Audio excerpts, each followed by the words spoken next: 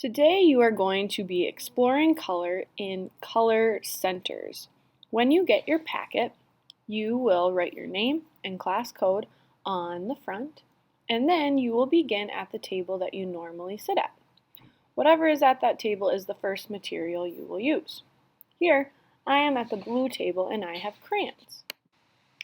When you are at a table with materials that can color in, make sure to color the 3 circles on the front of your packet, 1 for each primary color: red, yellow, and blue.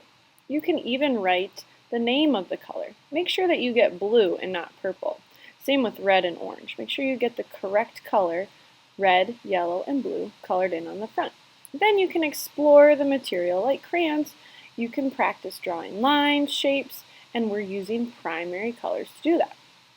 You can also explore mixing these colors with crayons on the second page. So I might put down some yellow and then overlap with red to create the secondary color, orange. Same thing with red and blue. I can create purple, yellow and blue create green. When I am done at a table, I will put my materials away and then find a table with an open spot to go to next. At the orange table are paint markers. Go ahead and get all 3 primary colors right away. You could also use paint markers to color in those 3 circles if you are there first. So I'm going to take red, yellow, and blue. So I'll go around my table and get those 3 colors. And then I will start to explore the paint markers using those primary colors and mixing them to make new secondary colors. You can simply just overlap these colors in a circle shape. Oops, I dropped my cap. Or you can draw things with the paint markers too after you have learned how to use them. Make sure you're being gentle and not pressing too hard with them. Once you're done with them, sort them out, put them away, and you are welcome to use Sharpies to draw things on top of the paint once it's dry. The next table I'm going to go to is the green table. Here you can collage. Collage means that you are using paper and glue to create an artwork. There are lots of different shapes of primary color papers that you can use. Remember, we're going to use a glue brush and our glue to attach those to our paper.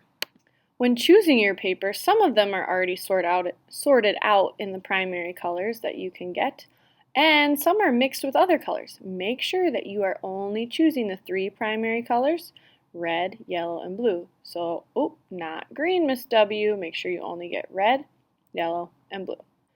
When you are ready to get some glue with that glue brush, make sure that you remember that your glue is so strong, so you don't need a lot of it. So you just dip it into the glue. You'll probably have too much, so you slide it up the lip and then just put a little bit of glue on the back of the paper. This piece is really small, so I only need a couple dots. Once I have my glue on, I set my glue brush down on the lid of my glue. Press down on my paper that I am gluing onto, give it a little massage. Okay. Then if I need to glue more, dip, slide it up the lip, and then get a little bit of glue around the edges of the shapes I'm gluing on. Anything I glue should be on the front or the back of my packet, just so that it does not get stuck in between the paper.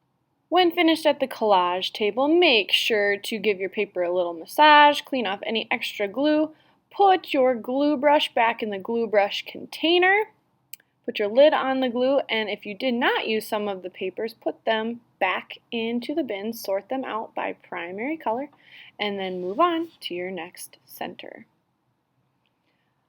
The center at the pink table is colored pencils. You are welcome to use these to explore the primary colors on your first page of your packet, or on your second page of your packet you can mix colors with colored pencils.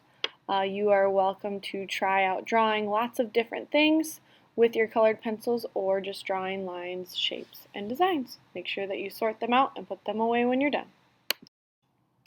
The purple table has oil pastels. These are great materials for color mixing.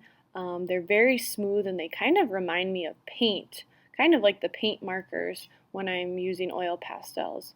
You can go ahead and use these on the back. I'm showing you right now how to use the side of an oil pastel to put down a big area of color and then overlap with a second color. Ooh, yellow and blue make green. So explore using the oil pastels in different ways and make sure that you sort them back out when you're all finished. Today you get to explore the chalkboards in the back of the room with primary color chalk.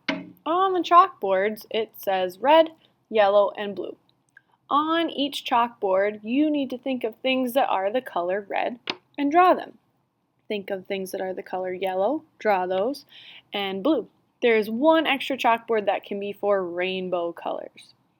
Whenever you are done with chalk, make sure you put it back into the container. If you get any chalk dust on the ground, please use the sponge to wipe that up and then put that back away as well.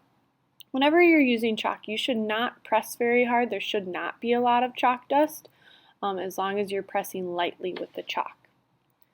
One other table that you can go to is actually two tables. The red and yellow tables are our paint mixing baggies. So I have paint in baggies that you can use your finger and mix the paint.